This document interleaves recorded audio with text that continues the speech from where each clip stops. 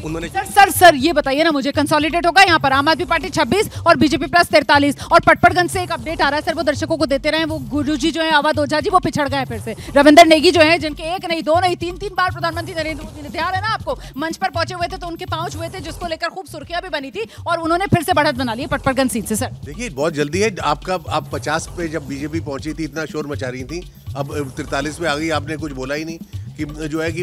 है कि ये फ्लक्चुएट कर रहा है, तो इसलिए इस तरह की जो है जोरदार तरीके से ऐलान करती हूँ आपकी फरमाइश में, बीजेपी प्लस 44, आम आदमी पार्टी 25 नंबर पर नजर बनाकर रखिए, क्योंकि आज नतीजों का दिन है। और पंकज वोरा सर जानते हैं कि एबीपी न्यूज पर हम लगातार इसी तरीके से नतीजों वाले दिन दिलचस्पी के साथ आंकड़ा आप तक पहुंचाते हैं। जादुई आंकड़ा 36 का है, और 36 का जादुई आंकड़ा जो है वो बीजेपी प्लस पार करके 44 पर खड़ी हुई है। और जब से काउंटिंग शुरू हुई है ना सुबह 8 बजे से, सिर्फ एक मौका ऐसा था जब आम आदमी पार्टी ने ये जादुई आंकड़ा 36 वाला पार किया, और उसके कंपैरिजन में बीजेपी की अगर बात की जाए तो 1 नहीं 2 नहीं 3 नहीं, अब तक 4 बार बीजेपी जो है वो जादुई आंकड़ा 36 वाला पार करके न सिर्फ 40 के आंकड़े को पार करके 50 तक टच करके आई है, बल्कि इस समय बीजेपी प्लस 44 पर है, आम आदमी पार्टी 25 पर है। सर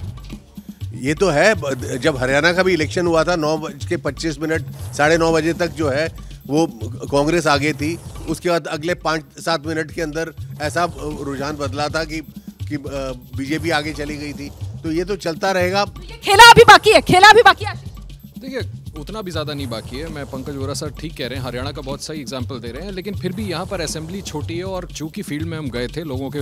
जो व्यूज़ थे वो पता है, उसके मुताबिक मुझे नहीं लगता कि कोई ज़्यादा फर्क पड़ने वाला है। बीजेपी सरकार बना लेगी। और मैं बताऊँ आपको, शीश महल का जो मुद्दा बनाया बीजेपी ने, जिस तरह से घेराबंदी की, लिकर पॉलिसी को लेकर के, तमाम अलग अलग डेवलपमेंटल मुद्दों पर जिस तरह से घेरा है अरविंद केजरीवाल को, कहीं ना कहीं ये रिफ्लेक्ट किए करता है कि यहाँ के लोगों ने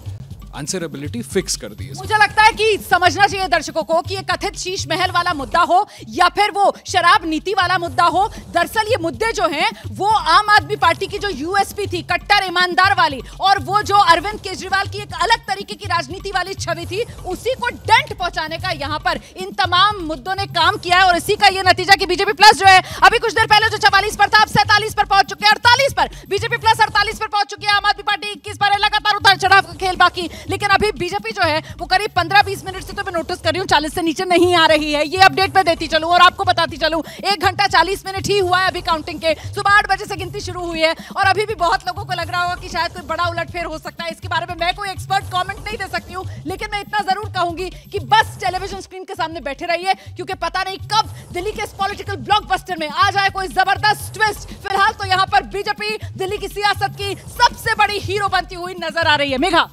ऐसा है, मैंने बहुत देर तक आज सुबह आपको रोका है, लेकिन अब आपको मैं कह रही हूँ कि ये जो ट्रेंड्स आ रहे हैं, और अभी मैं न्यूज रूम में गई थी, मैंने ईसीआई की डेटा चेक किए हैं, 9 दिखा रहे हैं आम आदमी पार्टी को और 28 दिखा रहे हैं भारतीय जनता पार्टी को, और वो सॉलिडिफाइड ट्रेंड्स हैं। तो मैं अब आपको कह रही हूँ रुमाना, भारतीय जनता पार्टी दिल्ली का अगला सरकार बना रही है। दिल्ली की अगली सरकार बीजेपी की कमल सरकार दिल्ली में, झाड़ू गई सियासत से बाहर दिल्ली की। मैं तो शुरू से रिपीट कर रही हूँ ये बात कि बीजेपी, घबराइए मत, आप इधर आ जाइए, और ये बार बार रिपीट कर रही हूँ कि बीजेपी एज बना रही है और यही आगे चलेगा भी। और आप जैसा कह रही हैं कि ईमानदार छवि जो यूएसपी थी आम आदमी पार्टी, उसको ध्वस्त करने की पूरी रणनीति बीजेपी ने बनाई, और आगे मतलब लड्डू खाएंगे, इससे मत घबराइए आप। यहाँ पर दिखा दीजिए ना आप दर्शकों को, छुपाना क्या है, ये देखिए जरा, यहाँ दिखाइए जरा कैमरा, ये किस तरीके से यहाँ पर कचौड़ियों की भरमार है, और कचौड़ी के साथ यहाँ पर सब्जी भी तैयार है, और जो गेस्ट है हमारे वो पूरी तरीके से यहाँ पर पार्टी मोड में है। फिलहाल इंतजार है, नहीं यहाँ पर भी सैंडविच और बिस्किट, यहाँ पर भी इंतजाम पूरा है। सर देखिए, मैं किसी पार्टी की तरफ से नहीं बैठा, यहाँ पर भी दिया है,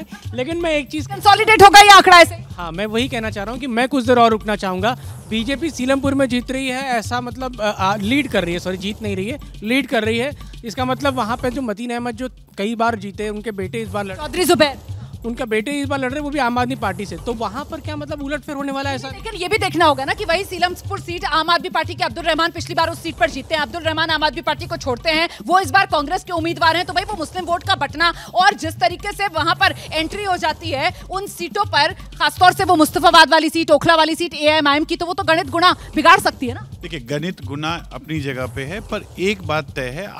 आप दिल्ली के किसी भी क्षेत्र में चले जाएं, किसी भी सेक्शन में चले जाएं, आपने अगर उनसे ये प्रश्न पूछना है कि केजरीवाल जी की छवि क्या है, तो रोष सब